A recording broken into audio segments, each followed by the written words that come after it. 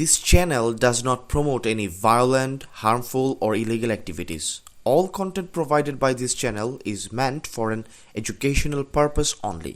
Mob culture শেষ। BNP সরকার গঠনের পরদিন 18 ফেব্রুয়ারি এমন ঘোষণা দিয়েছিলেন নতুন স্বরাষ্ট্রমন্ত্রী সালাউদ্দিন আহমেদ। বাংলাদেশে কোনো রকমের মব কালচার আর থাকবে না। তার ওই বক্তব্যের পেছনে ছিল অন্তর্বর্তীকালীন সরকারের 1.5 বছরে একের পর এক মব সন্ত্রাসের ঘটনা। সেসবের অবসানের কথাই বলেছিলেন তিনি।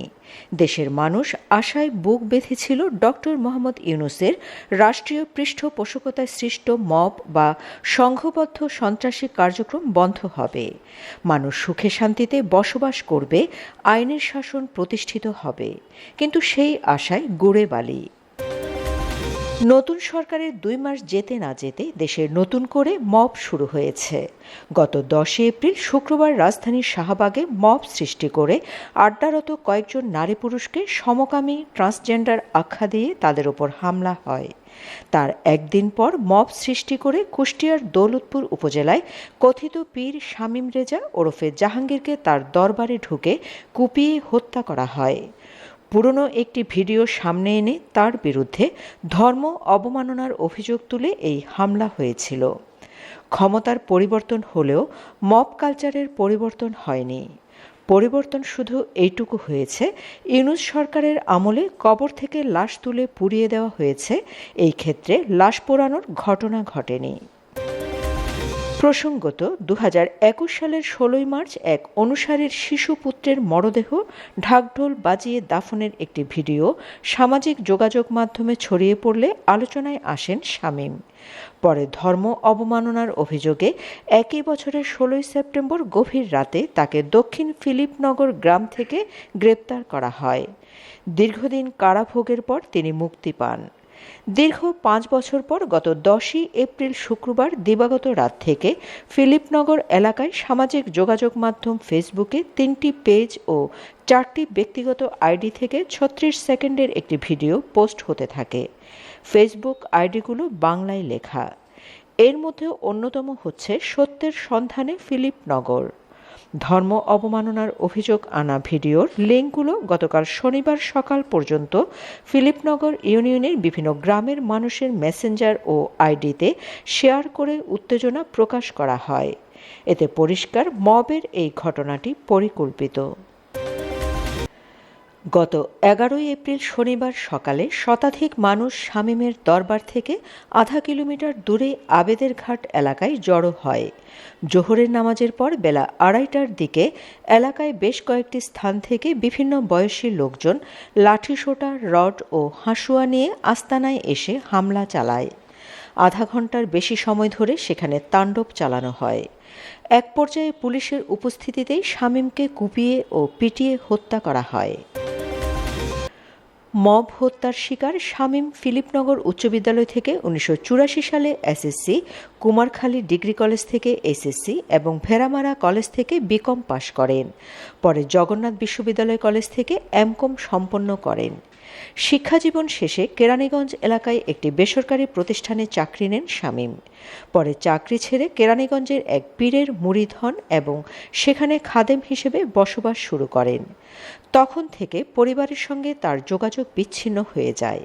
2007 সালে তিনি বিয়ে করলেও সেই সংসার দীর্ঘস্থায়ী হয়নি। শামীম রেজা 2018 সালের দিকে নিজ বাড়িতে এসে পৈতৃক জমিতে ওই আস্তানা গড়ে তোলেন। প্রসঙ্গত, সুফি সমাজকেন্দ্রিক গবেষণা প্রতিষ্ঠান মাকাম সেন্টার ফর সুফি হেরিটেজ এর এক প্রতিবেদনে দাবি করা হয় 2024 সালের 5 আগস্ট থেকে গত বছরের 31 ডিসেম্বর পর্যন্ত 17 মাসে সারা দেশে 97টি মাজারে হামলা হয়েছে। এর মধ্যে ঢাকা ও চট্টগ্রাম বিভাগে 64টি হামলার ঘটনা ঘটেছে, যা মোট ঘটনার 2/3। জেলার মধ্যে সবচেয়ে বেশি কুমিল্লায় 17টি, নরসিংদীতে 10টি ও ঢাকায় 9টি হামলা হয়েছে। হামলার কারণ হিসেবে প্রতিবেদনে বলা হয়েছে 59টি হামলা ধর্মীয় মতবিরোধ, 21টি স্থানীয় বিরোধ, 16টি রাজনৈতিক প্রতিহিংসার কারণে হয়েছে। পারিবারিক দ্বন্দ্বের কারণে ঘটেছে একটি হামলা। হামলার ধরনে পার্থক্য থাকলেও প্রায় সব ক্ষেত্রে তৌহিদি জনতা বেশভূষা ও নেতৃত্বে ছিল বলে প্রতিবেদনে বলা হয়। অন্তত ২৩টি ঘটনায় নারায়ে তাকবীর স্লোগান দিয়ে হামলা করা হয়েছে।